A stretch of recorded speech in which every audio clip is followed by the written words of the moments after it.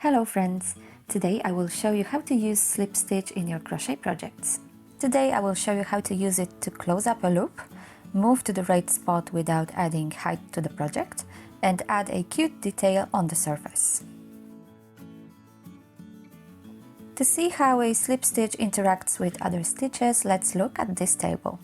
If we were to give each stitch a number, it would look like this. Single crochet would be 1, half double crochet would be 2, and so on. As you can see, the higher the number, the higher the stitch. While all basic stitches add height to the row, a slip stitch doesn't do that. It lays flat as if it's not even there. That's a 0 in our table. Thanks to its qualities, we can think about slip stitch as a join. In fact, many of us have first encountered slip stitches when working in the round. First up would be turning a chain into a loop.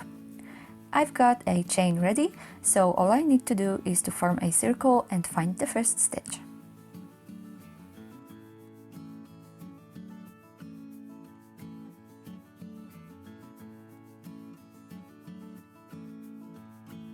Now I insert the hook in this first stitch.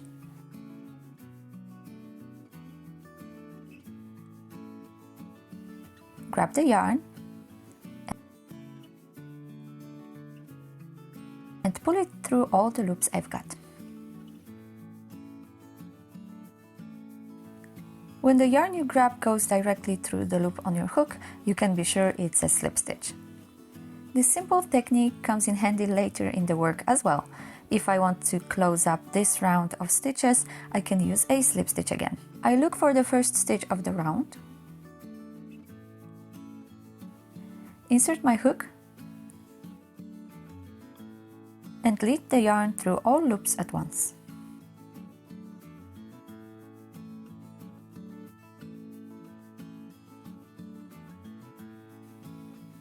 I can now make a turning chain and start another round of stitches. The next clever use of the slip stitch is moving to the right spot without adding height. It comes really handy in shaping flat crochet pieces such as appliques or crochet snowflakes. I have a row of stitches ready. I want to continue adding height in the next row, but not until I'm in the middle of the swatch. Slip stitches will allow me to move there without adding height. Insert your hook into the stitch under both strands of yarn and pull the yarn up.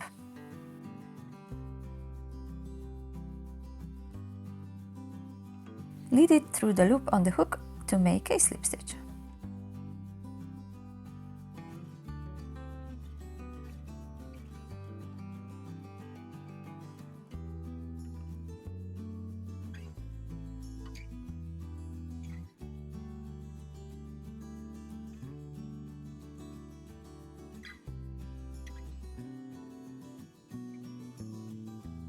As you can see, going through both loops makes the slip stitches go on the right side of the work a bit.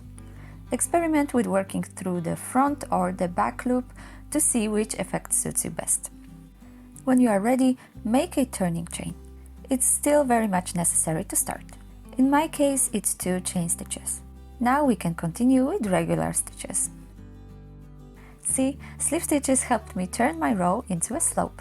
Very clever if you ask me. The last technique I'm going to show you is called surface crochet because, well, we'll be crocheting on the surface of our work. I have my little swatch ready and I will need a different color of yarn to make the pattern nicely visible. It doesn't have to be the same as the rest of your work.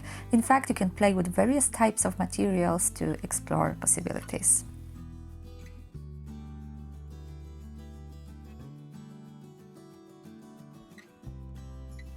Keep the contrasting yarn on the back of your swatch and insert the hook wherever you want. Simply pierce it through to the other side.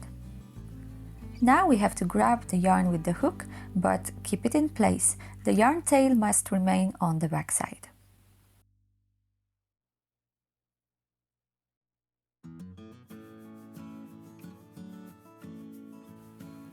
We have one loop on the hook.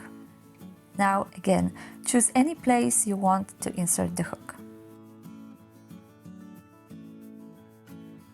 grab the yarn and pull it through all loops at once.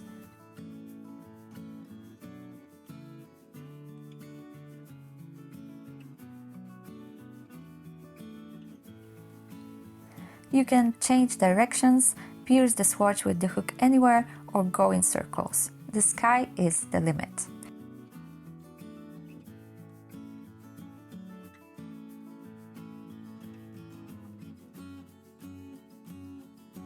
My tiny decoration kinda resembles a cloud.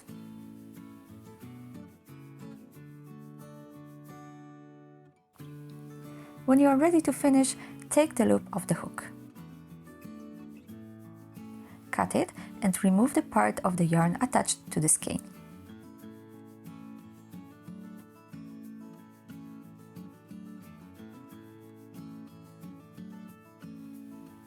Next, insert the hook from the back to the front and weave the remaining yarn end to the wrong side. Turn the swatch over and tie the ends together to secure your embroidery. And that's all for today. I hope you are now inspired to use slip stitches in your crochet works more often. Thanks for watching. If you liked this video, please give it a thumbs up and subscribe to my channel. If you have any questions or would like to see more, please leave suggestions and feedback down below. Bye bye!